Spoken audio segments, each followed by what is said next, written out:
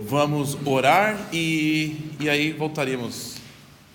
O nosso objetivo hoje é de falar um pouco sobre o 12, e aí eu pensei hoje que nós discutiremos um pouco sobre algumas questões do resto do livro, inclusive, tipo a visão macro do livro inteiro. De certa forma, temos feito já quase tudo que nós vamos ver no livro. Os capítulos seguindo o 12, eles são dentro dessa mesma visão.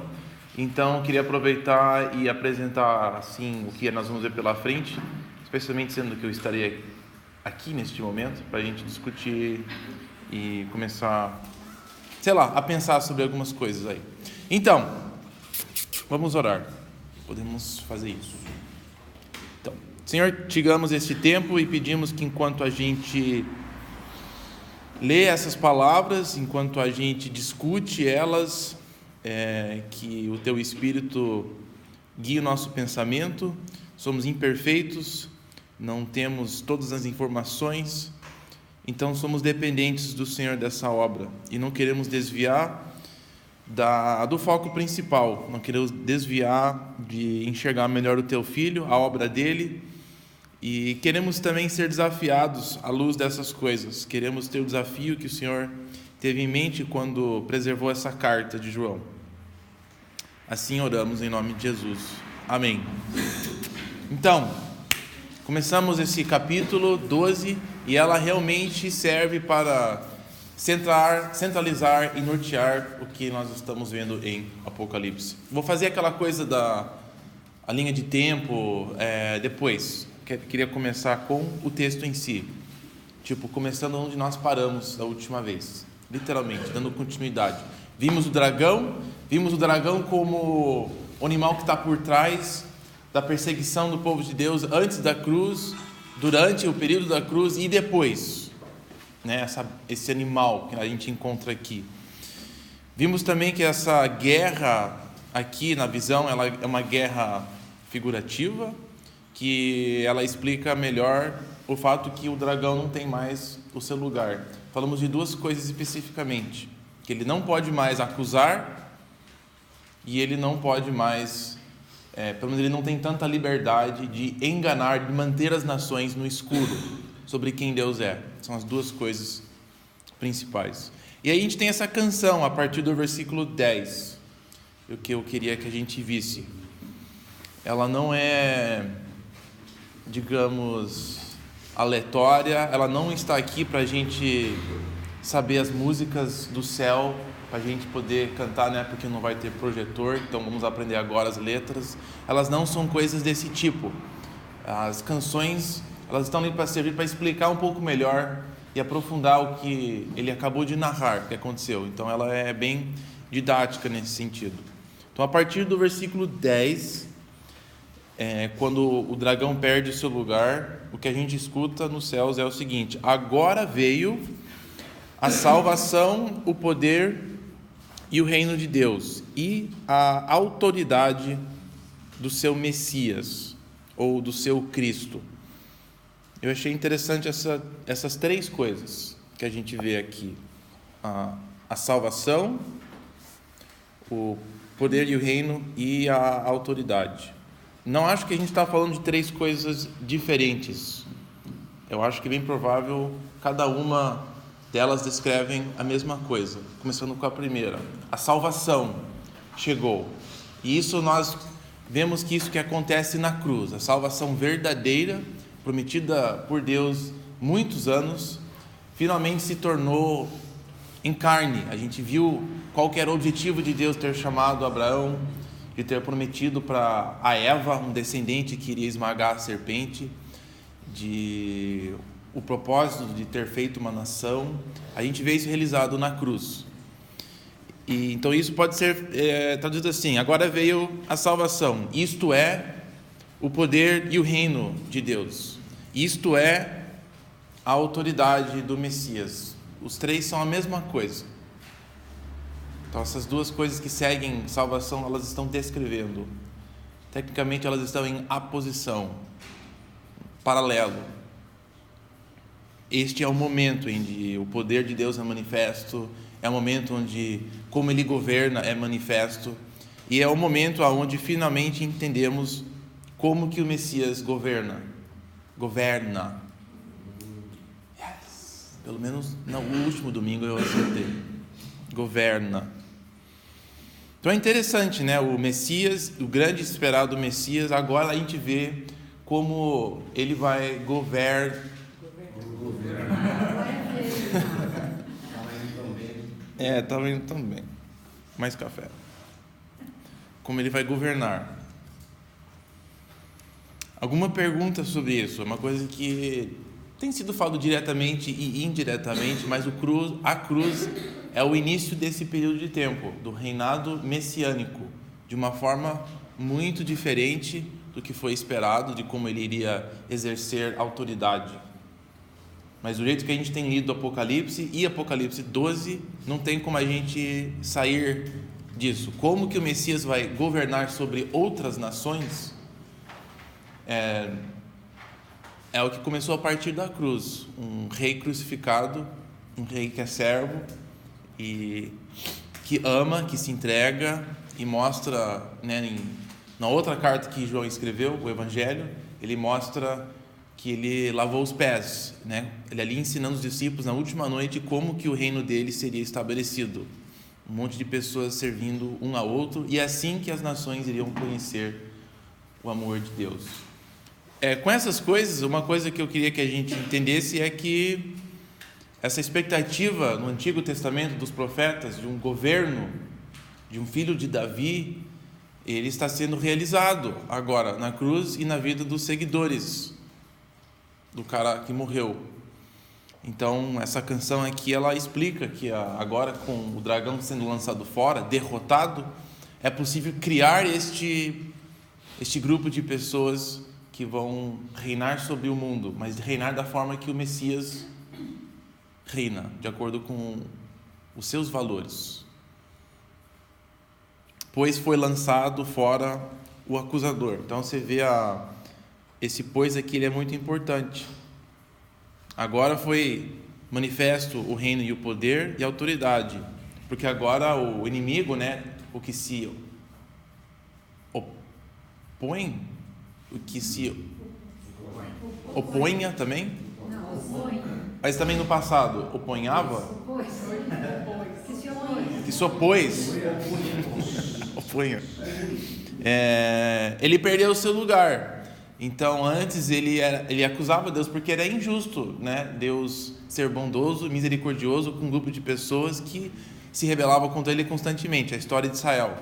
Como que Deus poderia oferecer a Abraão e seus descendentes bênção, quando eles não eram diferentes de forma nenhuma das outras nações que Deus julgava e punia? Então ele destruiu Sodoma e Gomorra. Por que Jerusalém não é punida como Sodoma e Gomorra? Isso é injusto. Parte da acusação do inimigo era essa. Como que você faz isso, Deus? Então tinha essa injustiça celestial, digamos.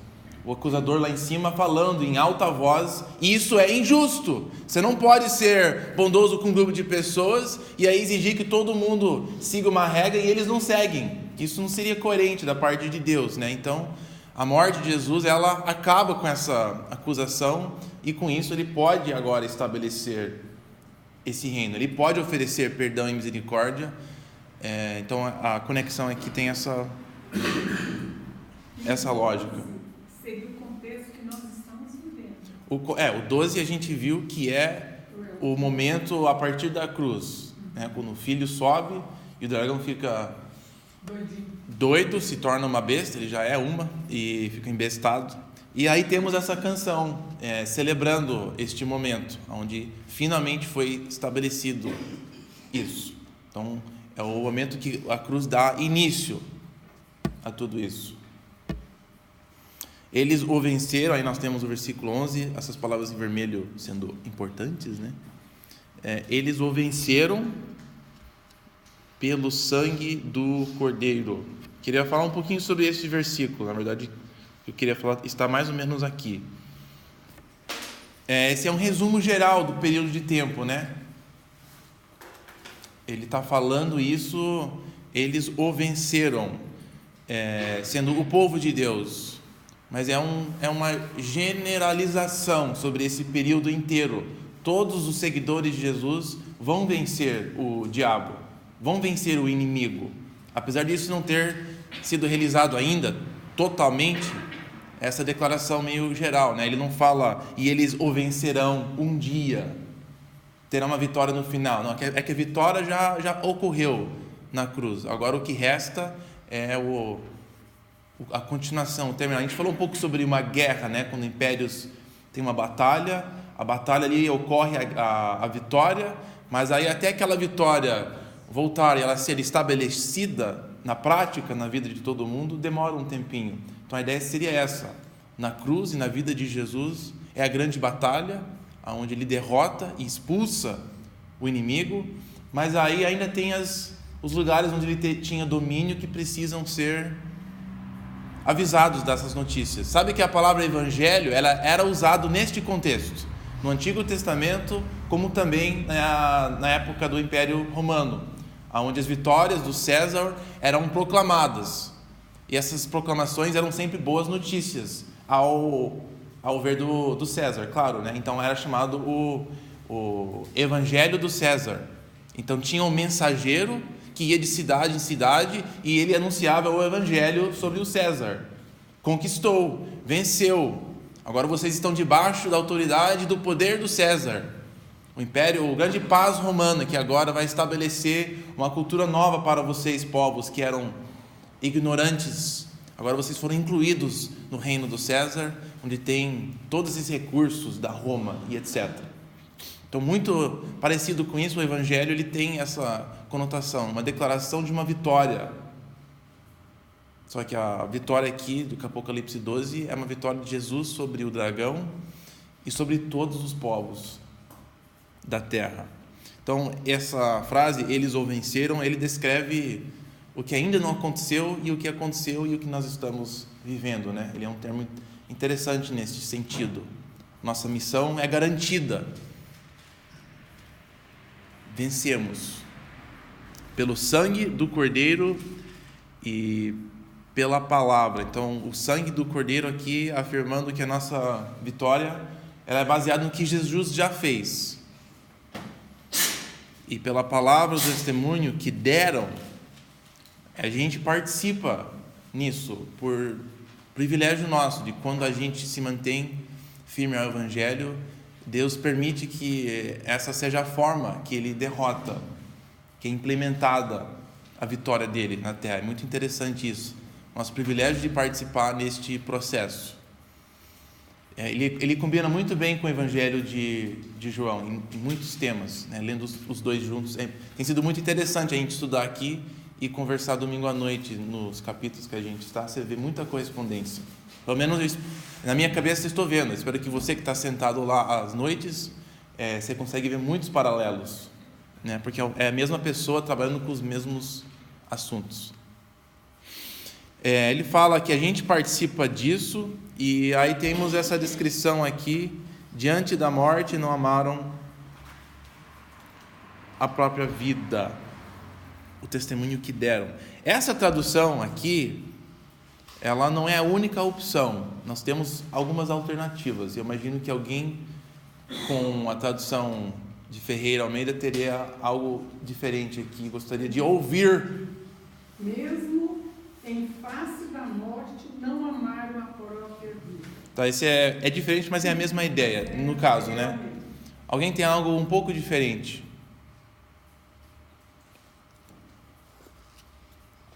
Eu ia falar a ponto de morrer. Tá. Ao ponto de morrer.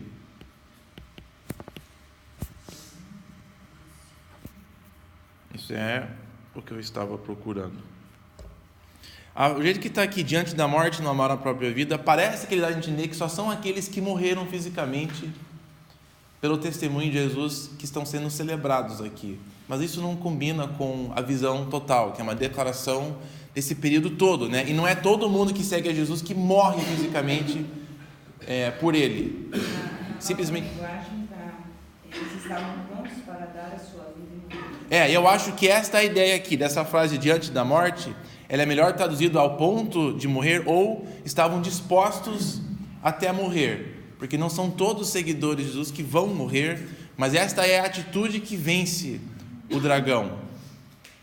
Esta é a atitude que a gente recebe de Jesus. Ele fala, carrega a sua cruz. Não é todo mundo que vai morrer numa cruz, ou que vai morrer por ele, né? Mas a ideia é que todo mundo tem que carregar esta atitude, esta mentalidade, que você está pronto até morrer, se for necessário, pela cruz. E quando nós temos esta atitude, é que nós estamos vencendo o dragão, porque um dos métodos dele é de tentar confundir a nossa cabeça, nos distrair, nos encher de outras coisas para fazer, de não ter uma visão nítida de qual que é a nossa missão. O Apocalipse quer deixar muito claro que nós estamos numa guerra, apesar de nós não aqui sentimos que estamos guerreando, nós estamos numa guerra pela verdade e precisamos encarar isso com seriedade, que estamos prontos até a morrer fisicamente ou emocionalmente, mentalmente, para poder cumprir a nossa missão. Então, acho essa frase muito interessante.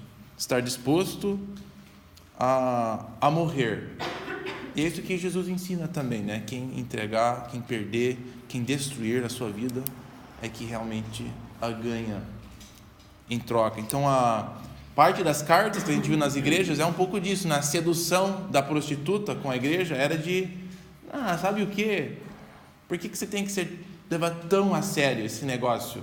Né? Você tem o seu negócio, lá as igrejas do primeiro século, você tem o seu negócio. Se você levar muito a sério esse negócio de comida aos ídolos, você faz muita questão, você vai perder o seu negócio. Né? Seja sensato, não seja tão... Essa mulher falando, né, para a igreja, não leve tão a sério assim esse negócio. Não é tão grande coisa você sentar e reconhecer um Deus qualquer. Vai afetar muito a sua vida. Você vai perder os seus negócios, talvez, os seus bens. Não faça grande questão de sentar e comer e beber com outros que estão vivendo assim. Você fazia parte da sedução da mulher com a igreja, né? O sincretismo, de você não achar grande coisa misturar, né? Simplesmente participe, vive um com o outro, não é tão grande coisa. Comida e sexo, né? A gente falou isso, essa identificação. Então, para a gente vencer e não ser seduzidos pela a prostituta ou enganados pela besta, ela vai envolver uma atitude nossa de estar pronto até de morrer, de perder tudo que a gente tem. E assim nós vamos vencer e conquistar. Então, eu achei interessante esta fala aqui. O Satanás, ele perde seu lugar, vai atrás da gente, mas temos a oportunidade de participar na vitória contra ele com esta atitude, que de fato é a atitude de Cristo, de Jesus, seguir o caminho da cruz. Alguma pergunta? Vou parar e dar uma pausa.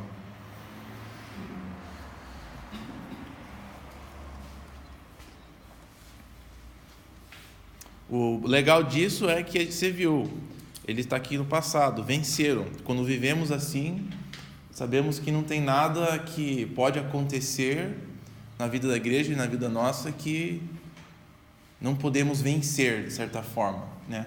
Não podemos usar como oportunidade de tornar o evangelho conhecido. Tudo gira em volta disso. Os acontecimentos da vida que parece que são aleatórias não são oportunidades que Deus vai fornecer a gente de tornar conhecido o evangelho. Eu acho que é isso que João quer que a gente tenha com este livro, que a gente pegue este livro e use como uma lente para enxergar a realidade de fora e a nossa posição em tudo isso. Serginho. Eu acho que tem também um risco, né?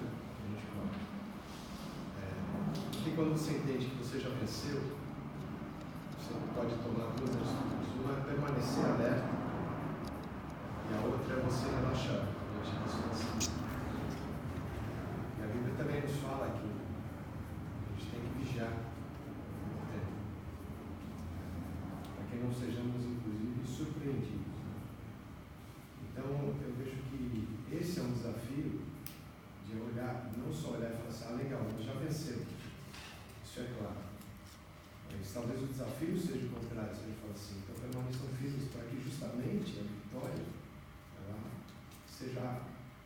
Essa talvez seja por que as cartas, aquelas 7 cartas vêm no início. É João falando, vocês não estão vivendo como pessoas que venceram. De fato, tudo indica que vocês estão vivendo na derrota. Então, se você participa da vitória, isso deve ser evidente na sua vida, na sua conduta. Não adianta, que nem ele fala na última igreja, 7, né? Você se enganou, você acha que está rica, que está vivendo a vitória, mas de fato você está nu e está correndo o risco até de perder tudo isso.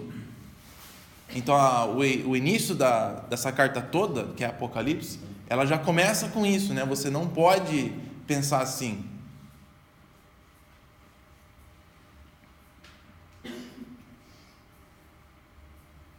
Dimas, ali agora veio a salvação. Eu poderia também ler fazer essa leitura assim: agora veio a salvação para a igreja de Cristo, para o povo de Deus do Velho Testamento, do passado, fazer essa junção toda nessa salvação. Tudo, tipo colocar tudo em maiúsculo, né? Agora veio salvação. A palavra salvação pode ser vitória, ela pode ser libertação, redenção, é tudo, né? Tudo que antes Deus foi antecipando pelas vitórias e conquistas que a gente viu, o êxodo, conquista da terra, todas são prefigurações dessa vitória que acontece em Jesus, né? Começando em primeiro lugar de nos tirando sobre o julgamento, né? Não temos acusador, totalmente justo, com os direitos de herdar as promessas, e aí participação em tudo isso. Temos o direito de participar, não porque somos perfeitos, não porque vamos viver uma vida melhor, nada disso, é baseado no sangue dele, e aí a nossa testemunha pode contribuir e participar nisso. Mas é assim, é o resumo de tudo, né? Chegou agora tudo que foi esperado, chegou agora, por que Deus fez o tabernáculo, todos os animais, todos os sacrifícios, chegou a hora de tudo isso agora fazer sentido. E por que você pôs um ponto de interrogação ali na autoridade do seu Messias? Eu só queria que você pensasse, né? Quando ele fala Messias, eu acho que a tendência muito de pensar Jesus, Cristo, a gente não pensa Cristo, nós estamos falando que Jesus, toda vez que a gente fala Jesus Cristo, estamos falando Jesus é o Cristo. Este é o objetivo dessa frase, porque como Cristo não é o sobrenome dele, são na verdade 2 palavras em aposição, seria Jesus, vírgula, o Cristo.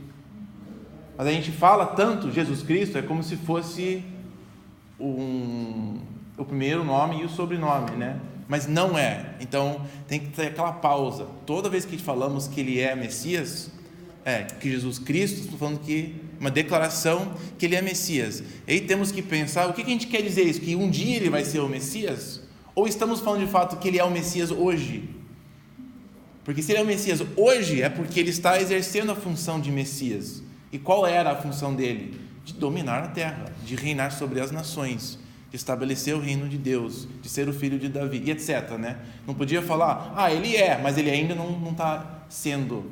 Seria estranho eu falar isso.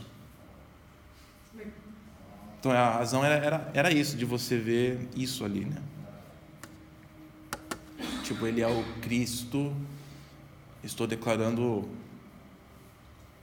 isso aqui, que chegou o reino e o poder de Deus, baseado no perdão dele. Mas às vezes você não vai enfrentar grandes coisas quando você prega o evangelho, mas às vezes você vai ouvir coisas sutis que você fala, poxa, mas será que vale a pena mesmo? Eu tenho um primo que ele fala assim, que isso que a gente faz, então a gente está enxugando gelo. Enxugando gelo? Você não tem, você consegue enxugar o gelo? É uma expressão que ele usa para dizer. Mas aí acaba com o gelo vai embora. Então, mas é o que ele quer dizer, que não adianta nada. Você fica com frio. Você fica com frio só, Então, você fica molhado. Tem pessoas que lançam algumas coisas assim, né, para te desestabilizar, né? E não é sofrimento, né? Não tem morte por trás disso. Eu não estou, mas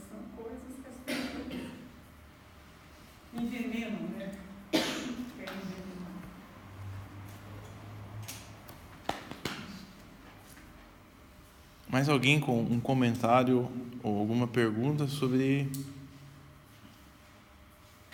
esses versículos aqui?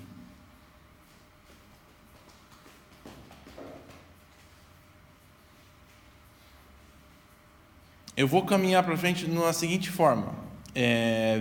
Vemos bastante essa palavra lançada, expulso, ele perdeu seu lugar, e eu vou fazer uma conexão com ele sendo lançado fora, e agora o reino do Messias pode ser estabelecido e expandir, tá? A partir disso, eu vou minimizar aqui o nosso texto e voltaremos a ler ele talvez mais tarde. Temos feito aquela linha de tempo, né? A cruz aqui.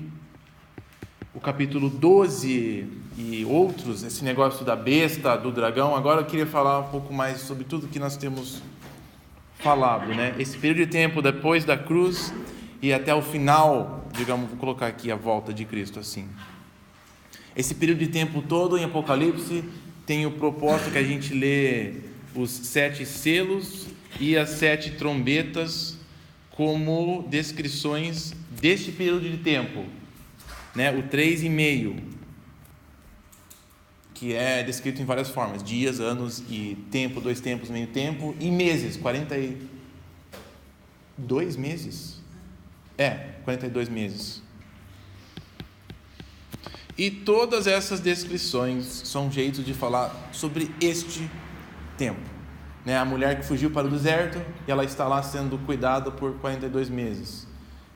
O tempo que as 2 testemunhas profetizam são esse 3,5 anos. Esse período de tempo é o mesmo tempo que a igreja está vivendo, é o período que nós nos encontramos, tá? Enfim, temos lido dessa forma. O dragão, que a gente viu no 12, a gente viu que ele estava atuando antes da chegada de Cristo e está atuando nos 42 meses também. Queria ver se isso está claro. Pelo que a gente tem lido, deu para entender como cheguei a essa conclusão, pelo menos. Estamos aqui, né? Estamos todos aqui. Tá bom. Dentro desse período de tempo, temos também uma progressão que ocorre nos selos e nas trombetas, e a gente viu nas visões, que esse período de tempo Deus está julgando, demonstrando sua autoridade, derrubando, levantando os impérios. Ele está providenciando oportunidades para tornar conhecido a verdade pelo mundo inteiro. Esse é o objetivo desse momento do reino dele. Mas todas as visões, elas têm uma sequência um pouquinho parecida, onde no final parece que tem uma revolta mais completa do povo com tudo isso. No final dos selos, os reinadores, eles meio que levantam um dedo para o céu e falam: Deus, vai se... né? Não vou falar, mas é assim, eles vão reconhecendo e vão rejeitando na totalidade. Isso, a gente vê nas trombetas, nas 2 testemunhas, quando o mundo parece que vence e cala a boca da igreja, parece que eles celebram, eles dão presentes um para o outro para celebrar este momento. Então parece que chegando próximo do final, onde Deus julga todo mundo, algo muda. A igreja ela é perseguida, então nós temos uma progressão. Ela está numa luta, mas chegando no final, parece que ela vai perder. Alguma coisa muda. Então nós temos essa progressão que a gente vê em outros lugares de Apocalipse, que eu queria que a gente lesse e começasse a pensar. Uma parte eu vou propor, que eu estou mais seguro, e a segunda é algo que eu ainda estou mastigando. Tá legal? Vocês não têm escolha, vai ser assim de qualquer forma hoje. Então nós temos essa progressão na época depois da cruz. O capítulo 12, depois dos selos, depois das trombetas, ele não é cronológico, né? Ele não segue eles, ele descreve coisas que aconteceram antes e o que vem depois, ele resume também um pouco. nas outras visões eu acho que nós podemos fazer a mesma coisa. Então, um lugar que eu quero que a gente leia um pouco hoje, eu queria fazer isso com vocês, é o capítulo 20. Eu tenho segurado um pouco isso para a gente estar um pouco mais seguro no que já tem vindo antes. É uma outra visão, e eu acho que a melhor leitura dela é o que nós temos feito com o 12. Ele é um resumo de tudo que tem vindo antes. E é muito interessante ler o capítulo dessa forma. Então, o que a gente tem visto na cruz? Essa palavra lançado, né, de Satanás, para descrever ele perdendo o seu lugar. Nós vamos ver ele aqui no capítulo 20. O capítulo 20 diz assim: vi descer dos céus um anjo que trazia na mão a chave do abismo. Não sei como que abismos têm chaves, não entendo muito bem essa ideia. E novamente, isso aqui não é uma descrição literal, isso não faria muito sentido, mas simplesmente é o que tem autoridade para manter aquele lugar fechado. Essa ideia de calabouço, né? Lembrando que as prisões antigas eram internas sobre as reais. Sim. Você amarrado, o cara ficava embaixo. Mas eu digo assim, fisicamente, né, para um ser que não tem limites físicos, fica difícil de compreender literalmente isso aqui. E uma grande corrente. Ele prendeu o dragão, a antiga serpente, que é o diabo, Satanás, e o acorrentou por 1000 anos. Lançou-o, é a mesma palavra que a gente encontra aqui, lançou-o no abismo, fechou e pôs um selo sobre ele, para assim impedi-lo de enganar as nações, até que terminassem o 1000 anos. Depois disso, é necessário que ele seja solto por um pouco de tempo. O que é interessante dessa visão é que ela tem a mesma progressão das outras visões em Apocalipse. Isso tem tipo que um limite nas coisas que o inimigo faz, aí no final ele é meio que solto, liberto para fazer mais. Algumas correspondências com Satanás: ele é lançado, ele é expulso. Outra que diz que ele é amarrado, né? Acorrentado, é a palavra amarrar. Tem poucos lugares na Bíblia que essa palavra aparece, e uma delas é Marcos capítulo 3. É muito interessante em relação ao inimigo. Lota. É que essa parte que depois diz que é necessário que ele seja solto por um pouco de tempo. Sim. Não se explica por quê ainda. Não, mas eu queria que a gente visse o livro como um todo. Eu acho que elas vão ter... Ele é coerente com as outras partes. A gente vai ver isso. Isso que o Luther falou pode se referir ao Apocalipse 12:12? 12:12? Isso é um filme ou é o 12:12? 12:12 aqui. Esse que o Luther falou. Eu posso fazer essa conexão? Aonde ele é solto? É onde que fala que Ele vai para a terra que aqui? que a gente vai sofrer por determinado tempo aqui no 12:12, ele fala o seguinte: Ai de você, "E terra. o diabo desceu até vós, cheio de grande cólera, sabendo que por pouco tempo lhe resta." Parece que ele foi jogado na terra por pouco tempo, seria esses 1000 anos? Tá, não, eu acho que não, mas eu vou tentar explicar isso direito. É que o 12 a gente vê que esse é o início do período da cruz, né? Ele perde o seu lugar. Eu não acho que é isso que é o início, porque isso aqui é o fim, né? Mas esse negócio de amarrar, a gente vê em Marcos 3. Se você quiser abrir lá, vamos abrir lá, tem alguns que já estão abrindo lá. E hoje eu não vou me preocupar com o tempo, porque... E daí, né? Vocês vão fazer o quê? Ficar bravo? E daí? Nada mais.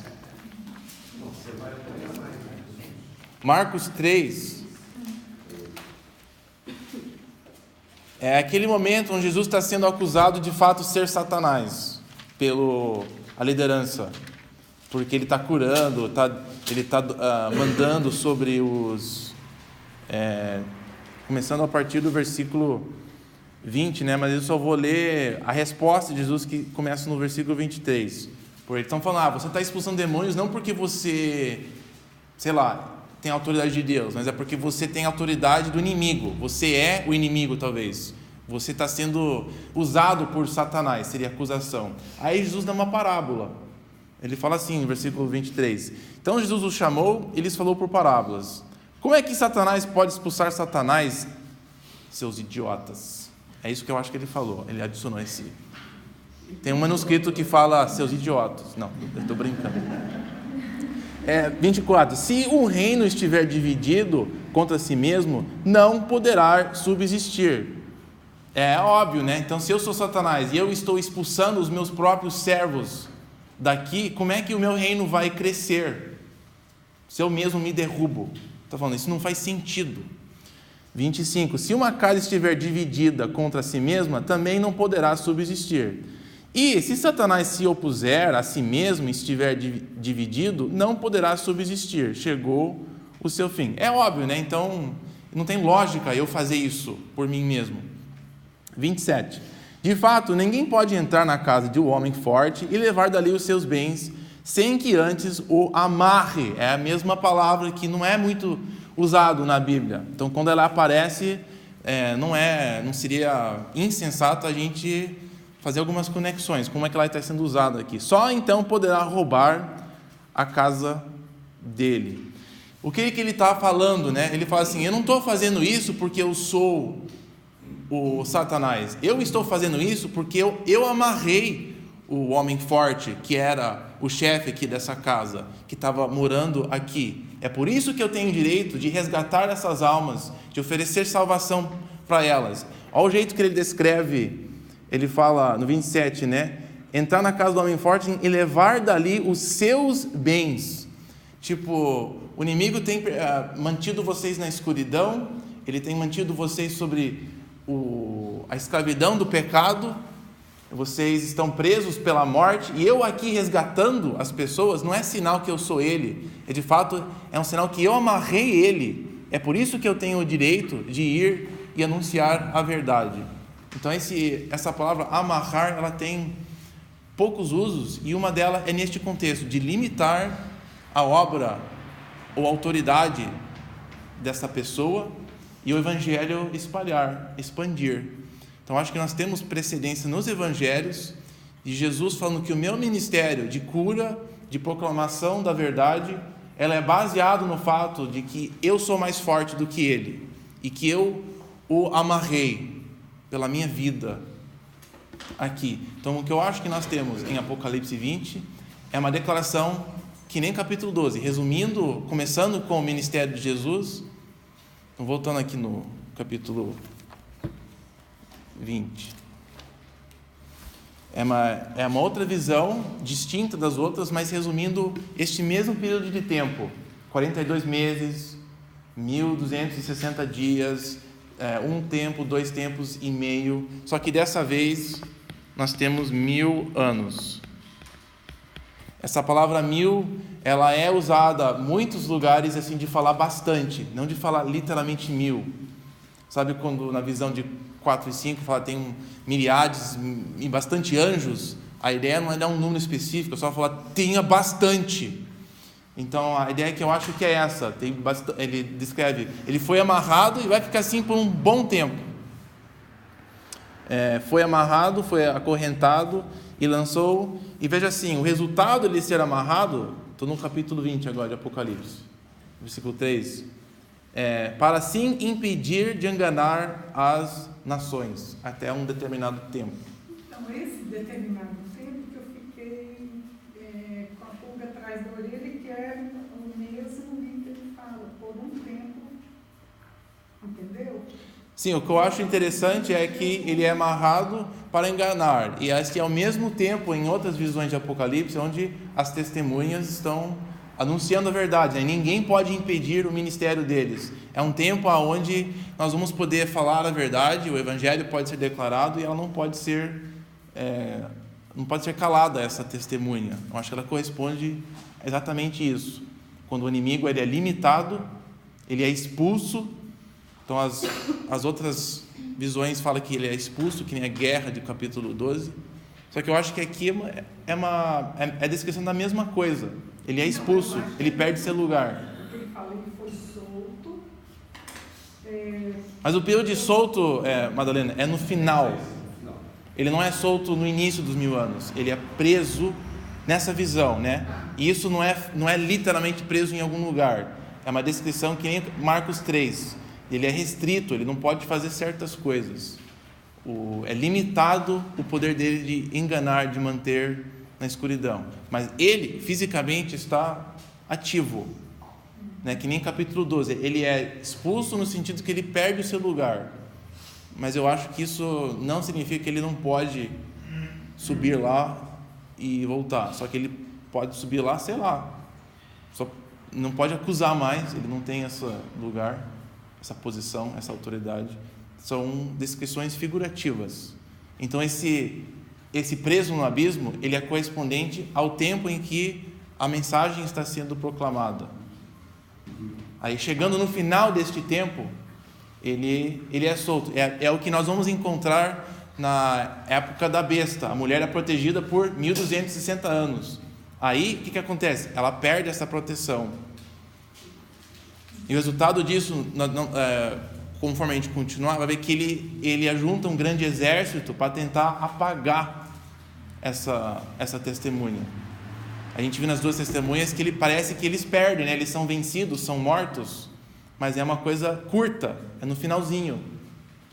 E não dura muito tempo. Então, o capítulo 20 é uma descrição que eu acho que combina no mesmo sentido.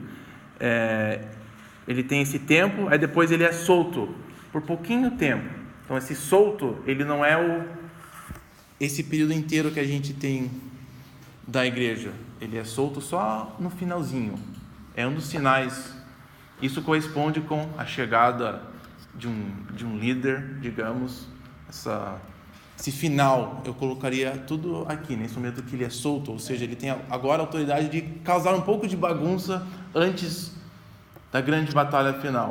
Serginho. Então, se a gente fosse medir pelas visões tradicionais, você teve a tribulação e teve a 1000 anos com Cristo, que é esse texto, não é isso? Assim. Fala de novo? Você tem antes a tribulação, e esse seria o período de Cristo, os 1000 anos com Cristo. Sim. Na outra perspectiva, outro jeito de ler isso aqui, ela vem depois que ele volta. E eu estou propondo que nós entendemos que a obra que é descrita em João inteiro, no Evangelho e aqui em Apocalipse, corresponde quando Satanás é preso. Eu acho que isso é muito mais coerente com o capítulo 12, nessa leitura. E aí, continuando a visão, eu quero continuar essa visão.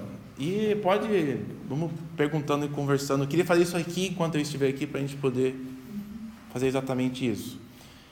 Durante esse período que ele é preso, aí nós temos essa visão aqui. Vi tronos em que se assentaram aqueles a quem havia sido dado autoridade para julgar ou reinar. Vi as almas dos que foram decapitados por causa do testemunho de Jesus e da palavra de Deus, aqueles que fazem parte da batalha.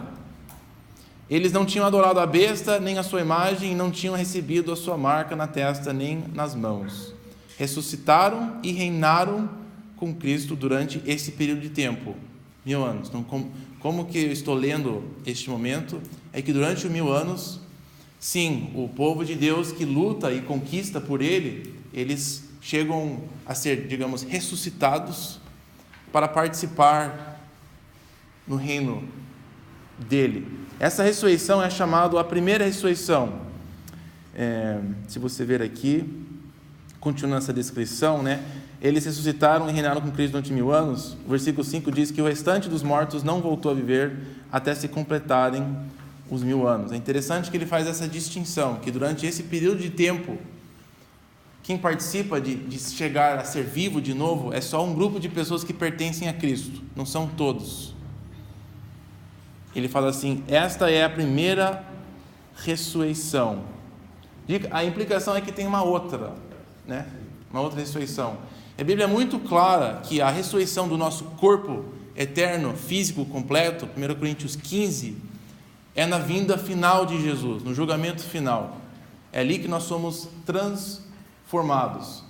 capítulo 20, essa visão figurativa, ela está descrevendo duas ressurreições. Eu proponho para você que é confuso, mas o que eu acho que corresponde muito bem com João é que ele fala de ressurreição em termos de uma nova vida, a vida eterna. Quando nós nascemos de novo, nós estávamos mortos e viemos à vida, ressuscitamos com Ele, nós tornamos vivos de verdade com Ele. Esta é a primeira ressurreição. E se alguém participa na primeira... Oi? Isso. Se alguém participa nessa primeira ressurreição, ela não participa da segunda morte, que é a separação eterna de Deus. Isso eu acho que é coerente. Quem participa na primeira ressurreição, nem participa na segunda ressurreição. Ela vai direto para a vida, né? Ela continua nessa vida. A segunda ressurreição é para todos serem julgados no seu corpo. Mas nesse período de tempo, da cruz até a chegada dele, todos que participam com ele, de certa forma, participam nessa primeira ressurreição. Então a segunda morte está diretamente ligada ao julgamento final de Jesus. Sim. Ele vem para julgar, separar quem vai ficar. Os participantes da primeira ressurreição são aqueles que dão testemunho a ele. Eu acho que essas pessoas nós fazemos parte desse grupo de pessoas que reina com ele de forma de nós testemunhar aqui na terra, e nosso reino continua depois da nossa morte, participando com ele, né, nesse processo. Eu não sei se a pergunta que eu vou fazer cabe agora. Aquele negócio que eles chamam lá de arrebatamento, tal, que você está conversando com o cara vai embora. E aí aquele período que supostamente você ficaria ali, é esse 1000 anos ou é antes? É só para eu entender esse contexto. Bom, a partir daqui, né, que eu estou falando para você, é que esse 1000 anos é esse período de tempo da cruz até o final, né? Então, esse seria da cruz. Essa visão do capítulo 20, eu acho que ela é um resumo, que nem o 12, recapitulando então tudo. Satanás é limitado, preso por um tempo para o evangelho poder crescer. Ele não pode continuar a enganar as nações, então o evangelho espalha. É um tempo onde os seguidores dele estão vivos e a gente reina com ele através da nossa testemunha. Esse é o objetivo do reinado dele. Nós vamos ver na segunda metade do capítulo um momento onde nós somos ajuntados. E eu acho que esse corresponde ao arrebatamento aqui em João, o momento que nós somos ajuntados. Esse ajuntamento necessariamente não precisa ser na Terra, pode ser em qualquer outro lugar. Não, é aqui. Nós vamos ser ajuntados com ele, na volta dele. E é que ontem eu assisti aquele filme Apocalipse que fala que tem uns caras, o cara está lá no avião, as primeiras pessoas desaparecem. Deixados para trás. Não que eu acredite, não, chama Apocalipse. É um filme. Tá bom. Não que eu acredite, eu tenho essa visão, sei lá, mas se fosse isso, corresponderia a que período? Tá, essa jeito de ler, eu tenho evitado de falar muito sobre outras formas, né, para não causar confusão.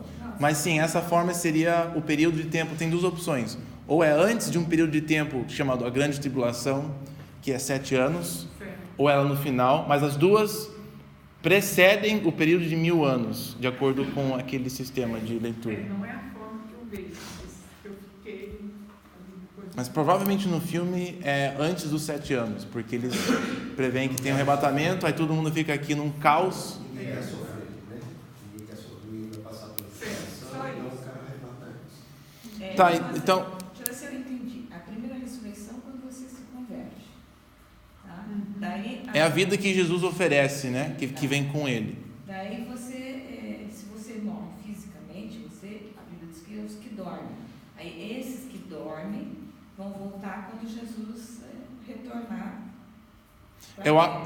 Aqui no 20 só, eu acho que o limite daqueles que ficam mortos são aqueles que vão participar da segunda morte. Eu acho essa a implicação. Então, se você morreu fisicamente, mas na verdade você está vivo com ele, você veio à vida. Então você, de acordo com 20 aqui, nessa visão, você não fica morto. Você está reinando com ele, você está vivo. Vida é reinar com ele. Tempo, né? Sim, então, mas a ideia do 20 é simplesmente, a distinção é, se você participa na primeira ressurreição, que você é um sacerdote, que diz aqui no versículo 6, vocês são sacerdotes de Cristo, estão reinando com Ele. O capítulo 1 de Apocalipse é este, Ele formou uma nação santa, um reino de sacerdotes, a qual é a igreja. Então, se você participa nisso, você não é um dos mortos que estão esperando a segunda ressurreição. A segunda ressurreição é para aqueles que serão julgados, que participarão na segunda morte. Nós participamos da primeira morte, que é só nosso corpo físico. Então tem a segunda ressurreição, que corresponde às pessoas que vão ter a segunda morte. É meio estranho isso, mas eu acho que ela combina muito bem. Não, mas daí é aqueles que não aceitaram Jesus e que estão condenados. Eles estão mortos e morrerão de novo. Infelizmente, se você não crê em Jesus, você morre 2 vezes, né? Você morre fisicamente e depois tem a morte, essa separação de Deus, que é o que aconteceu no jardim, né? Eles morreram primeiro espiritualmente, e depois o corpo segue essa morte. Dimas, logicamente, eu venho daquela aprendizado do milênio literal, né? Então a gente está agora praticamente recalculando. Estão mastigando, pensando. Uma nova leitura aí. Mas assim, do que foi falado aqui, então, nós hoje estamos vivendo o milênio atual, né, nessa leitura. E também 3 anos e meio e também 1260 dias. Tá. Então, daí baseado também, fazendo um resumo, então o novo nascimento, né, que vai dar essa condição de a gente ser selado com o Espírito, isso que vai dar a condição de a gente resistir o diabo. Exatamente. Né, e ser posto à prova, porque você não vai abrir mão disso, né, do que você ganhou. Esse novo nascimento, é basicamente isso. Sim, a gente vai ver um paralelo no livro inteiro, com um monte de coisa que eu acho que vai se somando, isso fica bem coerente. Você acabou de mencionar esse negócio do Espírito Santo, nós somos selados. Então a gente vê em Apocalipse 2 povos, aqueles que são selados, os 144 mil, que também são um número incontável, né? Esse povo protegido, selado por Deus. Em contraste, capítulo 13, que não fizemos ainda, você tem um contraste de um outro povo, os habitantes da terra, que tem também o seu selo e também a sua marca, que são destinados à morte, né? Os seguidores da besta. Você vai ter em Apocalipse contraste de 2 mulheres, a noiva de Cristo e a prostituta, Babilônia. Você tem 2 cidades, a cidade mal que matou Jesus e está atrás dos seus seguidores, e a Nova Jerusalém. Você tem a besta, o dragão, que se maniforma através de 2 bestas. Então você tem um 3 feio, né? Uma trindade feia, o dragão e as suas 2 bestas, e você tem Deus, Jesus e o Espírito Santo. Você tem um contraste no livro inteiro de 2 entidades que estão em conflito, né? Então acho que isso ajuda a manter todas as imagens no livro, bem interessante. Boa. Então, novamente, esse 1000 anos, ele segue nas outras datas que temos em Apocalipse. Outra descrição figurativa de um período de tempo. E a função desse 1000 anos é a gente entender que tem um período de tempo cumprido, onde o inimigo é limitado no poder de engano, que possibilita a expansão do Evangelho, possibilita que as 2 testemunhas profetizem durante esse período de tempo, mas ela vai ter um fim, né? E durante esse tempo nós participamos então do reinado dele, do sacerdócio dele, de dar continuidade, de testemunhar. Mas você queria imaginar muito, porque no capítulo 12 fala de 1200 e tantos dias, né? Que é um pouco mais que 1000. Ah, não. O número 1000, né, pelo menos. É dias. Mas é dias, esse aqui é anos.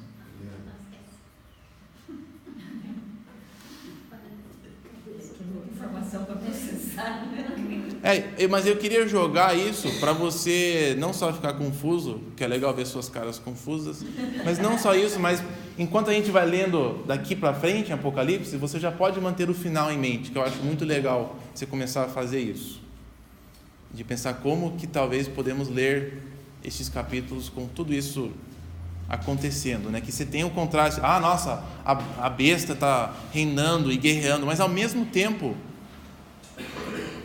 Jesus está reinando. A gente declara isso. Eu acho que o capítulo 20 é essa declaração forte. Apesar do inimigo ter autoridade para ir atrás da gente, nós vamos conquistá-lo.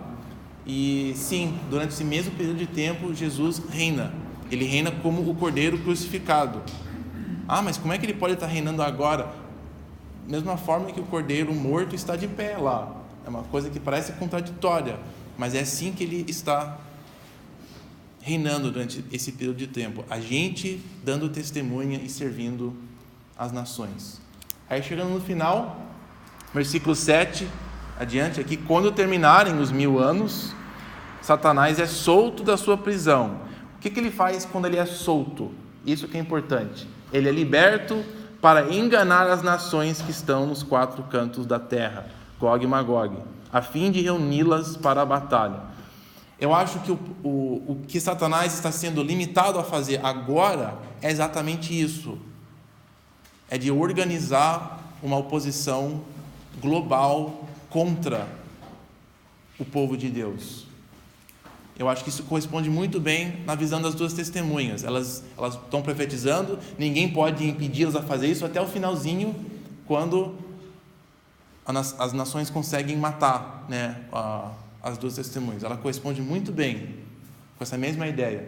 Tempo limitado, que no final aí eles podem ter a aparência de uma vitória, né? Como é que Satanás vai ajuntar um grupo, nossa, estou me falando um monte de coisa aqui. Como é que ele vai conseguir enganar o pessoal no final a lutar? É de eles pensarem que eles conseguiram, né? Conseguimos calar a boca dessas pessoas.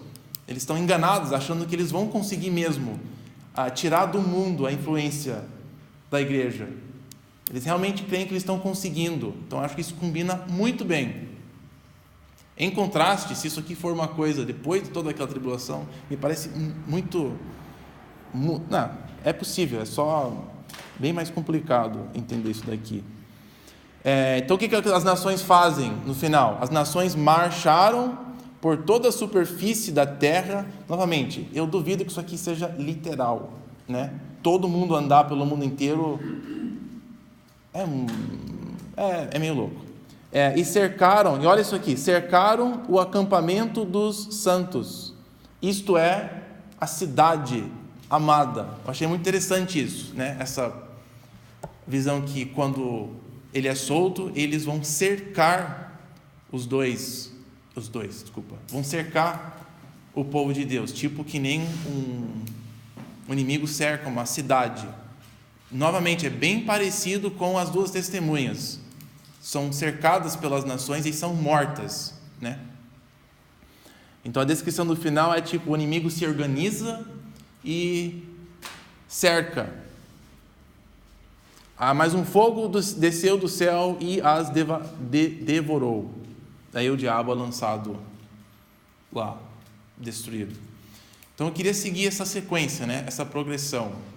Que a gente pensasse que isso, eu acho que identifica este momento com esses outros períodos. Um tempo específico, determinado, onde a igreja tem a autoridade e o poder de atuar, de proclamar, de ir em todos os cantos da terra. E quando a missão termina, quando, topou o número de pessoas que vão morrer pela fé e as pessoas que vão aceitar a fé, parece que aí ela corresponde com o momento que Deus fala, tá bom, agora desembesta aí, acaba. E aí o que ele faz é que ele ajunta um grupo para exterminar essa voz. E parece que eles vão dar conta, eles chegam até cercar, né, o povo, figurativamente falando. Alguma pergunta sobre isso? Dá para ver essa sequência de eventos? Limitação a ele sendo solto. Eu acho que esse 1000 anos ele é bem parecido com o que a gente vê nos selos, nas trombetas e nessas outras visões. Tá? É isso que eu queria que você enxergasse. Você podia falar um pouquinho da cidade amada aí? Eu quero falar muito sobre isso, é o que eu realmente quero chegar hoje. E sobre o sinal da besta? Sim, então, vou segurar a cidade. Outra coisa que a gente vê que corresponde em Apocalipse é esse negócio de sinal. Vimos que o sinal, a marca dos santos no capítulo 7, 144 mil, uma marca figurativa, né, do selo do Espírito Santo uma garantia que a gente vai permanecer e vencer, garantia que não seremos enganados pelos os métodos da besta. Correspondentemente, para ter a versão diabólica, capítulo 13 e 14 fala também que os habitantes da terra que adoram a besta são marcados, são selados. E eu acho que ela apenas corresponde, né? Uma versão, está mimicando, querendo ser que nem o que Deus faz. É uma marca, uma influência, uma certa autoridade que a pessoa deixa ser colocado nela, quando ela se entrega, ela adora a besta e se entrega a tudo que ela oferece, né? Não creio que ela está falando literalmente de uma marca na testa e no dedo, sei lá, ou no pulso, que nem a marca do Espírito Santo. Ela não é uma marca. Eu não tenho uma marca aqui, e nenhum de vocês tem uma marca física, mas você tem o selo do Espírito Santo, a proteção dele, a garantia que vamos herdar as promessas. Mesma coisa com os inimigos, eles têm um tipo selo que os mantém, que eles mesmos se ofereceram a ter, uma correspondência à marca espiritual. Então a marca da besta, eu acho que ela é uma marca espiritual, não uma marca física. E esse 666, eu acho que ela não é muito difícil você começar a pensar agora. Nós temos 3 figuras ali em Apocalipse 13, o dragão e as 2 bestas. E você vê que Apocalipse inteiro você tem essa correspondência à posição aonde você tem o lado de Deus e o lado do mal, né? O selo bom e o selo ruim. E o chamado ali discerne então esse 666, que é geral para descrever como o inimigo está atuando através essas 3 formas, o dragão e as 2 bestas. Eles são uma versão que querem ser que nem Deus, mas não são. Eles até imitam. Então você vê o capítulo... Eu só estou falando no geral do 13 agora. Nós vamos fazer o capítulo 13 em detalhes daqui para frente. Mas até Jesus, que morreu e ressuscitou, capítulo 13, você tem a besta, ela também parece que estava morta e chegou a ser viva. Ela quer copiar e imitar, ela quer enganar. Isso, no final de contas, é o que anticristo representa. Anti, ele não é contra. Anti, em grego, é em lugar de. Então é alguém que quer tomar o lugar, quer ser que nem o Cristo. Ele pode ter sido uma pessoa muito boa, porque ele quer ser que nem o Cristo, né? Tomar o lugar dele. Então, Um substituto. Uma pergunta, como é que nós explicaríamos o seguinte? Nós temos o selo do Espírito Santo. Eu reconheço que Jesus é Senhor da minha vida, eu entendo isso, eu passo a ser selado pelo Espírito. Mas a Bíblia me traz a ideia de que, quer dizer, ideia não, é o que Jesus fala, você não é luz, você é trevas. Ou seja, esse selo, a gente entende que é uma adoração a Satanás. Na verdade, a minha pergunta está diretamente ligado à filosofia desse mundo, eu simplesmente negar Jesus e me entregar. Não, é da mesma forma que o selo do Espírito Santo é uma coisa que ela faz parte da minha entrega de vida a Ele, aí eu recebo essa marca. Eu acho que é a mesma correspondência os adoradores da besta. Não é uma coisa assim, nossa, agora eu recebi a marca da besta, então agora me ferrei. Não é bem assim a ideia. É mais, eu me entreguei e é uma marca que eu recebo com o meu comprometimento com isso. Mas a minha pergunta é justamente essa. Porque com Jesus eu me entrego e eu sei que eu tenho essa marca. E diante da realidade que a gente vê no mundo, é o fato de negar Jesus no seguinte sentido: eu quero viver minha vida do jeito que eu quero. Quer dizer, é um pouco diferente ao meu modo de ver, na questão de Deus, porque algumas pessoas entendem isso. Não? Quando eu adoro Satanás, aí sim eu tenho a marca. Para mim é um pouco diferente. É isso que a minha pergunta é isso mesmo? Porque a partir do momento que eu nego a Jesus, em querer levar a vida como eu acho que tem que ser, eu já me entrego diretamente a um inimigo. Porque se eu não sou luz, eu sou trevas. Né? Sim, eu acho que isso está claro, né? Eu acho que isso faz parte da visão aqui. Você nega e tem várias explicações por isso, né? Por que você nega, o que você está protegendo, o que você rejeitou. Tem tudo isso, não é só apenas, eu quero a marca da besta. Seria o morno, no caso. Ou eu mal entendi. Seria o morno, no caso. Oi? Estava em quente e frio.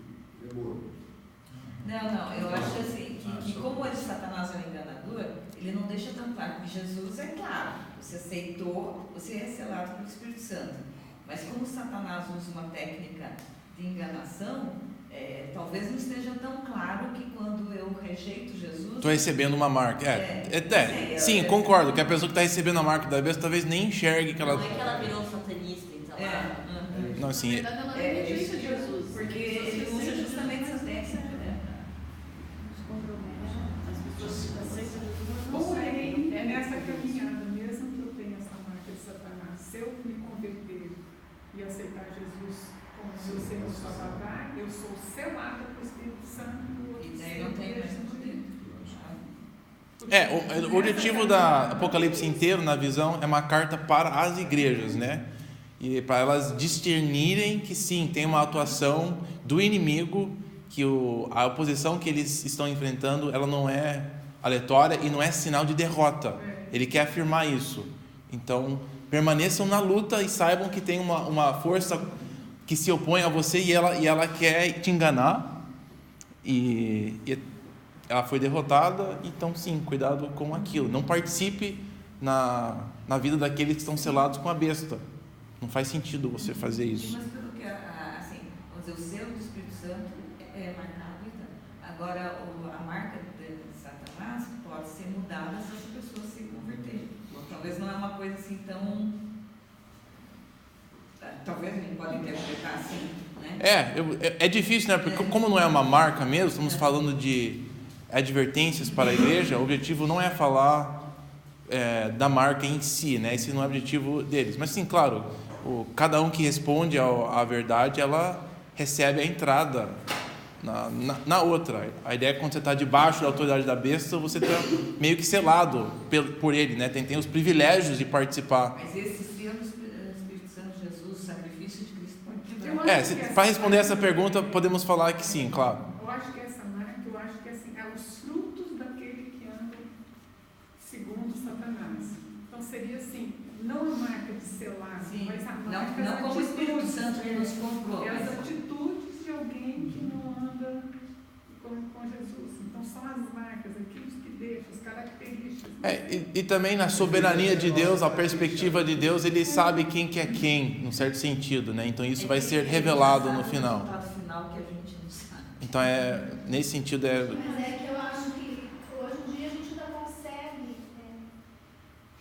consegue viver com as duas marcas, entendeu? Mas só que mostra que tem um momento em que não tem como você é uma coisa ou outra. E as condições até econômicas, né? Você não tem como comprar, não tem como vender. Então parece que pede por uma definição mesmo do cristão se assumir como cristão e mostrar quem ele é. Eu acho que vai afunilando, né? Cada vez mais. Hoje tem certas coisas que se você falar que condena, você pode ser preso. Olha, e a marca aqui, começando no primeiro século, é onde nós partimos para entender, para ele seria a participação na adoração de que todo mundo fazia. Começava o trabalho, você oferecia um sacrifício no nome daquele Deus, com um símbolo, com a marca, e ele quer deixar muito claro que essa marca não é só de um Deus local, isso aqui vem direto do diabo, então não participe nisso. Isso vai ter implicações econômicas para você. Essa é a ideia dessa marca, né? Eu não entendo assim a igreja de Laodiceia. É igreja. E são pessoas que confessaram Cristo como Senhor. Mas tem uma parte ali que ele fala assim, que se tu não és morno, não és quente nem frio, é morno. Por causa disso eu vou te vomitar. Então, como pode, se eles são igreja, Deus vai vomitar eles da boca? Uma boa pergunta, né? Então, assim, eu entendo isso, porque então são pessoas seladas com o Espírito Santo, está escrevendo isso para nós, para a igreja, né? Mas o desafio para eles é o seguinte: se você se entende como isso, a carta é isso.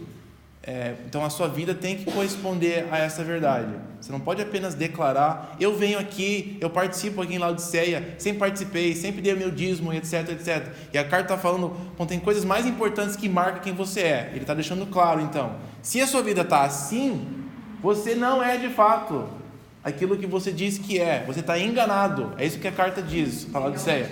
Você acha que você está rico, mas você está nu e você é pobre.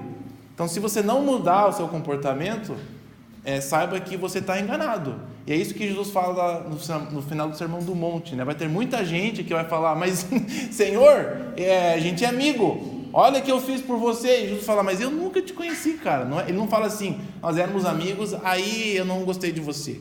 Ele fala, não, nós nunca nos conhecemos, você está totalmente enganado, você nunca me seguiu de verdade. Então acho que essa é a lógica. Ele fala para a igreja vai sempre ser composta de uma coisa misturada, né?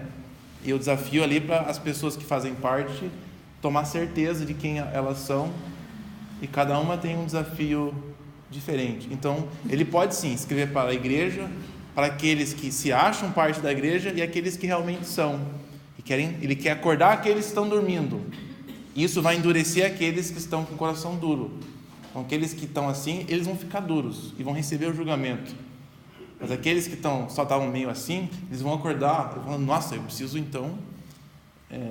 desenvolver a salvação com temor e tremor. Eu preciso então viver essa vida, porque é bom para você mesmo. Quando a gente começa a viver assim, a gente fica em dúvida de quem nós somos. Quando não tem evidência da vida de Jesus em nós, fica em questão, né? Será que quem que eu sou então, no caso? Eu vejo isso bem claro na vida nossa de cristãos na igreja. Você conhece as pessoas aqui na igreja e, nossa, são maravilhosas, mas lá fora no trabalho, uma vergonha. Então, eu acho que é bem isso que está falando. Explicar o resto é um testemunho de alguma coisa. Porque você olha para a pessoa, nossa, ele está ativo, nossa, queria ser com ele, tal. Vai lá fora ver o que ele faz. Né? As tramóias, do jeito que ele trata os funcionários, essas coisas assim. Então, acho que é bem exatamente isso que a Bíblia está falando, né? E aqui no livro essas pessoas serão reveladas. É isso que parte do selo implica. Você será demonstrado, né? Isso eventualmente terá o fruto, né? mais para frente. Mas assim, também nesse termo aí a gente pode, por exemplo, afirmar, tá? Um ex-evangélico que se tornou satanista. Então esse cara nunca se converteu, né? Ou também dentro... Ou é um filho pródigo que ainda vai voltar para casa, né? É outra possibilidade. Mas e dentro... O cara que ficou endurecido, quer comer a comida dos porcos por um tempo, aí depois volta. A nossa perspectiva a gente não sabe, né? Nós não vemos o selo que nem Deus vê. Talvez ele está selado e está só engolindo o Espírito Santo e deixando ele lá embaixo. Aí eventualmente vai ficar tão azedo que ele vai vomitar tudo para fora. Vai trabalhar só o finalzinho do dia. Ou chega no finalzinho. Então tem essas duas. Mas sim, a gente não quer focar só em um. Mas tem pessoas que depois se manifestam como... Mas a gente, lógico, onde abundou o pecado, superabundou a graça, também nesse sentido. Mas também pode, como as pessoas falam, tem crentes convencidos, né? Não são convertidos, dentro do meio. Vai ter muito disso, né? Pessoas batendo na porta, mas você falou que eu podia entrar. Eu falei, não, você não tem direito de entrar aqui, não. Nunca teve. As 7 cartas, elas acho que revelam para a gente todas as características do que acontece no mundo independente da época, e principalmente para nós aqui. E é sinal que o inimigo está fazendo o seu trabalho. Esta carta falando, isso não é aleatório, é por isso que a igreja enfrenta dificuldades e lutas, porque sim, ela tem um inimigo, ela está em guerra, então ela vai sofrer as consequências, vai manifestar essa guerra. Então eu falei que eu tinha duas coisas, né? Que uma ela tinha um pouco mais de certeza, que era essa aqui, que o capítulo 20 reflete o período da igreja, Satanás sendo amarrado, nós com a oportunidade de testemunhar, de reinar com ele, e vai chegar um fim esse período, onde Satanás é solto, e aí ele causa uma bagunça, ele organiza as pessoas, cercam o povo de Deus, parece que não vai dar certo, aí fogo do céu desce. Tem uma história na Bíblia que é super parecida com essa. Já ouviram falar? Um momento que a cidade de Deus é cercada por inimigos, aí ela é toda derrotada assim, de um dia para outro. Não. Jerusalém é cercada por um exército absurdamente enorme. É em Isaías 36 a 39. Isso. Jerusalém, que não cabia muito mais do que 20 mil pessoas na época, foi cercado por um exército de 185? Ou 180 mil soldados. Então, quase 10 a 3 vezes mais a população da própria cidade, cercada pelo inimigo. E não ia ter saída. Não tinha jeito nenhum de você sair daquilo. Aí um dia, o anjo do Senhor desceu do céu e com uma espada, bem parecido com o Apocalipse 19, mata todo mundo. Então é bem parecido com algo que já tinha acontecido, né? Então você tem o povo de Deus cercado e aí liberto. O Bepa perguntou sobre a cidade e eu acho interessante. A segunda parte, agora que eu não tenho total certeza, que eu acho interessante a pensar, é os últimos 2 capítulos sobre a cidade santa. Você vê no capítulo 20, se nós estamos seguindo essa proposta, né, que no final do período de tempo dos 1000 anos, a qual nós encontramos agora, o inimigo cerca o povo de Deus, que é a cidade dele. É interessante essa proposta de levar isso para o próximo capítulo. 36 a 39. Eu acho que ocorre no capítulo 37 ou 36 a vitória em si do anjo. Então você tem 2 possibilidades com esses últimos 2 capítulos, né? Como eu falei, eu estou pensando em 2 possibilidades. Uma seria, ela segue o 20, então ela descreve o que vem depois. O inimigo derrotado, e aí essa cidade chega, que é geralmente a interpretação, a descrição onde nós vamos morar para sempre, celestial, ou seja, ela descendo para cá, ou nós subindo para lá, independente, ela pode descrever a eternidade. Isso é muito válido, eu ainda me sinto bem com essa. A outra que eu quero propor, que é muito interessante, é que ela também é uma visão distinta, que também está resumindo o todo aqui, talvez o Apocalipse inteiro. E por que isso é interessante? Bom, a gente vê talvez ela já está aqui, essa cidade santa que é cercada, no capítulo 20, pelo inimigo, então ela estaria presente antes do final. E a outra seria o propósito da cidade santa. Qual que é o propósito dela existir? Quero que a gente leia, então, um pouquinho aqui do 21. A cidade santa, ela é estabelecida e ela tem uma razão para ela existir. Então, capítulo 21, versículo 22. 21, 22. Diz assim: eu não vi tempo algum na cidade, pois o Senhor Deus Todo-Poderoso e o Cordeiro são o seu templo. A cidade não precisa de sol nem de lua para brilharem sobre ela, pois a glória de Deus a ilumina e o Cordeiro é a sua candeia. Olha interessante no 24: as nações a darão em sua luz. A luz que está na cidade, que está brilhando pelo mundo, né? Ela a cidade aqui é para ser a luz do mundo, a luz das nações. A descrição dada pelos seguidores de Jesus no Sermão do Monte, de ser a luz do mundo, de iluminar os outros. Diz aqui que as nações andarão em sua luz, os reis da terra lhe trarão a sua glória. Se pensamos na cidade não como algo que só existirá no final, depois que Deus julga todo mundo, elimina todos os seus inimigos, aí só sobra o povo de Deus, fica meio difícil de entender isso daqui, né? Se ela existe para iluminar as nações, para mim seria interessante pensar nela em algo que existe antes do final de todas, né? E se essa descrição for algo para descrever o objetivo de Deus para nós agora, porque baseado no que ele fez na cruz, e se ela é uma descrição que nem as outras, do período de tempo que começou na cruz, porque o objetivo da cidade aqui era para iluminar os reis da terra, iluminar as nações, é o objetivo dela, né? Outra coisa que ela existe para fazer, 26, desculpa, a glória e a honra das nações lhe serão trazidas. Jamais entrará algo impuro Ninguém que pratique o que é vergonhoso ou enganoso, mas unicamente aqueles cujos nomes estão escritos no livro da vida do Cordeiro.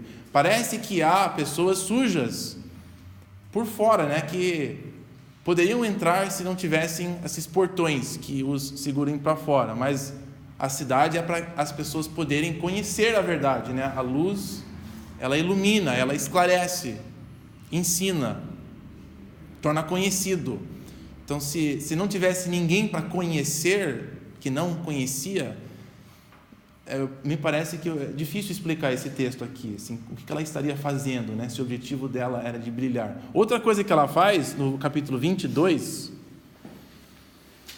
o que é encontrado dentro da cidade, no final do versículo 2 do capítulo 22, são as folhas da árvore de vida.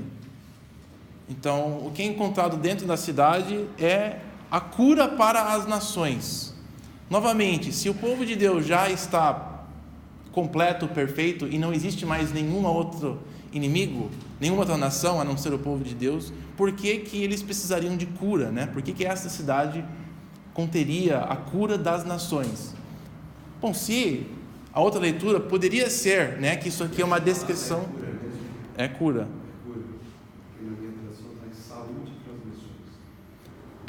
Mesma coisa, né? A ideia é de, novamente, a outra, ela está iluminando as nações. Para mim, a implicação é que elas vão aprender alguma coisa. Tem pessoas que não conhecem, que através da cidade vão conhecer. A outra aqui cura. A implicação é que tem pessoas que precisam ser curadas. Se for de saúde ou cura, independentemente, estão pessoas necessitadas. Entendeu?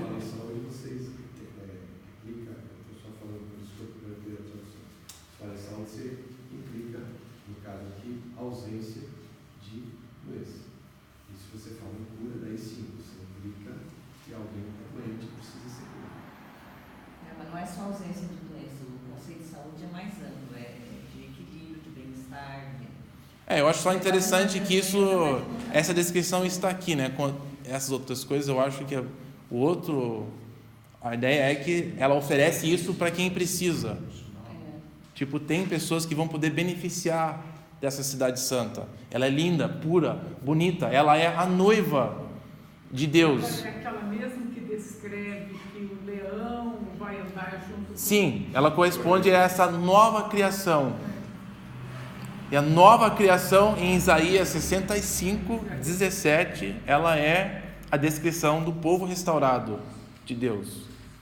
Então, será que, eu acho isso que eu estou cogitando, será que dá para a gente ler estes capítulos como uma visão distinta, que não segue o capítulo 20, mas descreve o objetivo do povo de Deus, o que Deus está construindo com as nossas vidas, um templo, uma cidade onde Ele habita, onde as nações podem encontrar cura, onde elas podem ver a glória de Deus, onde elas estão trazendo tudo que elas têm de bom, seus talentos, seus recursos financeiros, estão entregando ela para Deus. Não seria, eu acho que isso corresponde muito bem o que Deus está fazendo através da igreja hoje em dia.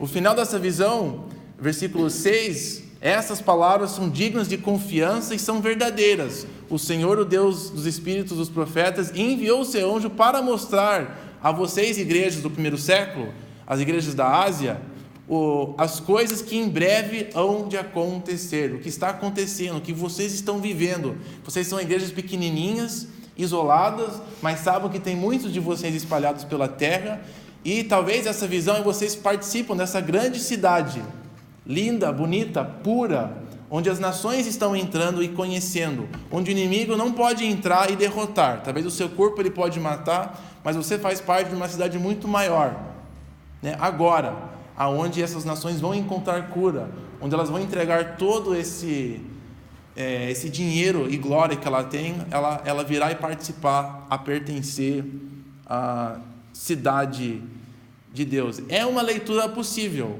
que eu fico assim, interessante pensar sobre isso. Não sei o quanto que eu estou... Como objetivo, né? Não, porque na real não está longe disso.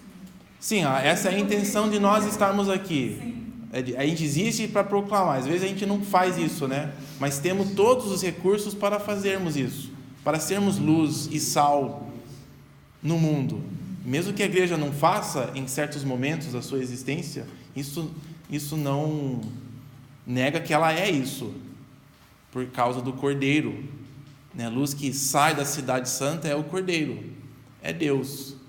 Eu acho que isso corresponde muito bem. A igreja verdadeira é aquela pura, bonitona, aquela mulher bonita, por dentro e por fora, que está abençoando a terra toda. É uma possibilidade de nós lermos isso aqui, e ela encaixa com essas duas cidades em Apocalipse. Tem a cidade santa, que é o povo de Deus protegido. Apocalipse 11, ela pode até ser cercada, pisoteada por fora, mas ela é preservada por Deus, e ela, dentro dela, contém a cura das nações, sai a grande luz. Ela será cercada no final, e aí liberta. Eu acho isso interessante pensar. Onde estão as ruas de ouro, as portas de diamante? Elas seriam... sabe o que é interessante? Os capítulos de Isaías 60 a 72, ela fala que quando Deus anunciar o evangelho para o seu povo, ela vai ser tipo uma cidade reconstruída com muros lindos e enormes, diamantes. Todas as nações vão olhar para você e falar: nossa, que bonito. Então, essa metáfora de uma cidade bonita, pelos profetas, ela era usada para descrever quando Jeová voltaria para Jerusalém, ela seria reconstruída e linda. E esse momento começou na cruz, com Jesus em si. Ele é o alvo de todas essas expectativas. Quando ele é colocado e entendido como o início de tudo isso, abre a possibilidade de nós entendermos essa carta funcionando assim. Por que ela foi reservada para o final? Você viu toda essa bagunça, né? Toda essa coisa louca, mas no final da visão ele quer que a gente saiba que nós participamos. Ou vamos participar no futuro, um dia, ou nós estamos vivendo ela agora, de certa forma. A grande cidade onde as nações encontram cura e conhecem a verdade. Mas contraste com as 7 igrejas, né? Que contraste? As 7 igrejas, essa beleza toda aqui, por exemplo. Não, mas é o quê? Mas isso aí é verdade, tem alguns problemas, por isso que eu já estou um tempo pensando, né? Se você entrar pelo caminho da igreja, de nós hoje, eu vejo que isso é um contraste interessante com as 7 igrejas, porque nós não refletimos isso que é essa grande cidade. Mas esse seria o objetivo, de ver que você pode ser isso, você participa, então viva isso, porque você está aqui para isso. Você está aqui para isso, por isso que a igreja está aqui. E a igreja somos nós, né? Não é a gente tem o costume de meter o pau na igreja como se fosse uma coisa fora da gente, né? Mas que a gente faz parte, pelo bem ou pelo mal, a gente faz parte desse negócio. E você vê o finalzinho aqui, eu acho que é todos esses encorajamentos então a viver isso, baseado nessa visão. Ele fica falando, né? Continue vivendo assim. Jesus está próximo, essas coisas haverão de acontecer imediatamente, agora. Para aquela igreja inicial, estava o início daquele período de tempo. Eu acho que a tensão para eles, no primeiro século, era o seguinte: eles estavam vivendo quando o templo ainda estava de pé. Então é difícil deles enxergarem como o templo de Deus. Eles estavam vivendo quando Jerusalém ainda estava de pé. Mas ia ser logo próximo a destruição daquela cidade e daquele templo. Eu acho que aí ficaria um pouco mais claro de entenderem: nós somos agora a cidade de Deus e o templo de Deus. Enquanto estava de pé fisicamente, estava difícil deles se separarem fisicamente daquele lugar. Mas que nem Hebreus fala que enquanto estava de pé o templo, estava aqui no período entre meio, onde a igreja e o sacerdócio de Jesus estava difícil de compreender. Mas depois que seria destruído e as novas coisas chegarem em totalidade, eles iriam começar a enxergar que eles são a cidade de Deus, onde o mundo pode encontrar a verdade. E de fato eu acho que Isaías 2, ele é um bom resumo disso, que no futuro Deus ia colocar uma cidade no Santo Monte, e o templo dele lá, e todo mundo ia vir conhecer Deus lá. É isso que nós estamos fazendo, no proclamar do Evangelho e de viver a vida, estamos cumprindo essa função, essa tarefa. É uma proposta de você ter em mente, quando você lê as coisas negativas agora de Apocalipse, da bestas e tudo mais, e da prostituta. Eu acho que é um bom contraste, essas duas coisas estão tipo, juntas. Né? Você é a noiva, então cuidado com aquela outra lá que está fingindo de ser a mulher de Deus. Ela não é.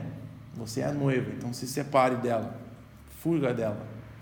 Bepa, você estava com a mão erguida. Eu estou tentando acompanhar o raciocínio, mas eu vou te falar que bagunçou, porque até agora, até esse momento, pelo menos na minha cabeça, assim, era a situação de Jesus, né, reinando com a sua igreja, né, e aqui vai ter um remanescente, povo, nação, que vai ter o governo de Cristo, né, agora um governo santo, um governo perfeito, né, em comparação hoje com o contraste hoje que é o governo satânico, né, e a gente vai ter essa condição de, na eternidade, você comparar o governo de Cristo na terra com o governo hoje satânico, que é o caos, né? Então, para mim ainda, eu tenho essa concepção até esse momento. Então, a gente vai tentar construir alguma coisa assim, mas é isso que está, por isso que bagunçou um pouquinho aqui essa parte. Essas duas coisas estão sendo, eu acho, colocadas um do lado do outro, né? O dragão está causando caos, mas ao mesmo tempo Apocalipse quer afirmar que Jesus está governando ele. Então você tem essa tensão no livro em si, como a gente vive. Esse governo perfeito eu só consigo ver mudando o quadro, né? Mudando o quadro de realmente de ter daí algo literal aqui, o governo de Cristo literal, com os remanescentes aqui que vão sobrar no caos aqui. Então vai ter uma nova terra, um novo céu, com algo humano. Isso pode ser, né? Como eu falei, essa descrição do 21 e 22, pode ser que seja. Eu só levanto essas duas questões, né? A função dessa cidade perfeita é para iluminar as nações, ela é para curar as nações. E isso fica quase impossível quando elas não existem mais, ou quando não tem mais isso, né? Então, eu acho que ela é viável ler assim, e é interessante que ela corresponde muito bem com o que os profetas anunciaram que Jesus ia fazer. Ele iria governar com um cetro de ferro. Ele ia governar através da sua palavra. E o que a gente está vendo no Apocalipse é que ele está reinando como o cordeiro morto, muito inesperado. Então, a mesma razão que os judeus rejeitaram Jesus quando ele veio, estaríamos rejeitando o reinado dele, de certa forma, né? Se pensarmos muito assim. Queremos uma coisa que ele força todo mundo a obedecer. Bom, era isso que eles queriam, e Jesus falou, mas não é assim. O reinado de verdade é o que vem do coração, e eu vou fazer isso através da minha entrega e sacrifício. E isso vai ocorrer conforme vocês, então, seguirem o meu exemplo. Ela vai ser manifesta. E sim, o Apocalipse fala que chegando no final, vai ter um tempo que chegou. Pessoas vão rejeitar, alguns vão aceitar, e aí vai eliminar o tempo, né, de todos receberem a oportunidade de fazerem essa escolha. E isso vai resultar na glória completa de Deus, que é o que a cidade faz. Ela ilumina e glorifica a Deus. Eu acho que era bom falar isso agora, porque você pode segurar isso em contraste com todas as coisas ruins que a gente vai ver na segunda metade de Apocalipse. Eu acho que é interessante pensar assim, que ao mesmo tempo tem um lado bom com toda essa coisa ruim. Então, resumindo, os selos, as trombetas e eventualmente as taças estão descrevendo esse período de tempo que estamos vivendo, incluindo capítulo 20, 1000 anos onde o inimigo ele é limitado. Apesar de ele ser louco ainda, ele está limitado e restrito, e eventualmente ele será solto. Nosso período de tempo de proclamar, testemunhar, chegará a um fim. Vai ter um fim disso, não vai durar para sempre. E durante isso estamos vendo pessoas transformadas, nações às vezes se convertem. Nos últimos 2000 anos tem tido isso, culturas sendo transformadas e mudadas. Veja só a história da Europa, né? Como é que ela era antes do Evangelho subir e chegar, o impacto dela em culturas diferentes. Tem coisas boas, ruins, mas também veja o impacto incrível que a igreja teve na história da humanidade e continua tendo hoje em dia. E é isso. Vamos partir para o capítulo 13, semana que vem. Tá? E o que eu estava conversando com o Laudir, nós fazermos aqui mesmo. Inicialmente eu vou tentar ter uma estrutura que a gente tem a mesma tela assim, o meu áudio, talvez um vídeo, mas com essa... Isso, holograma. É o meu selo. Eles vão precisar colocar um selo na testa quando vocês entrarem. Mas de alguma forma sim, mas no mínimo, se for talvez só Skype ou FaceTime aqui, eu estarei aqui para a gente continuar o capítulo 13. Essa é a minha intenção. Se mudar os planos, a gente avisa, mas gostaria de dar continuidade ao Apocalipse. Tem sido muito bom. Nosso café. Pois é. Vai ter que fazer café lá. Eu vou ter que trazer um cafezinho lá também. Eu posso colocar um altar aqui para vocês virem trazerem uma comidinha e queimar aqui para mim. A gente pode queimar o altar. Isso. Mas tem sido muito bom, tá? Nesses últimos meses, anos, a EBD tem sido muito legal para mim também estar aqui com vocês. Apocalipse também, gosto muito do assunto, muito interessante. Então, poder compartilhar uma coisa que deu início a muito estudo para mim, eu acho que foi um dos temas que cativou a imaginação minha, né? E deu interesse de estudar mais as línguas, entender melhor o que as palavras significavam. Apocalipse, ela faz isso por causa de todas essas coisas loucas, né? Então, estávamos fazendo grego aqui, sim. Então, queria passar isso, né, para vocês, a vontade, o interesse de ler mais livros que nem este e desafiar um pouco, começar a pensar de outras formas para enxergar o livro. Então, este foi um dos objetivos. Alguma pergunta, comentário antes de encerrarmos sobre o livro? Tem, mas eu não estou achando. Romano, por exemplo, eu tinha um texto que, com outra Bíblia, A Bíblia satânica? Outra Bíblia? Com outra Bíblia, da Bíblia, que para fazer uma pergunta, agora eu não estou achando.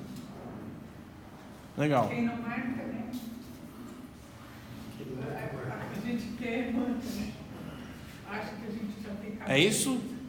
Vou terminar a gravação. Encerrar.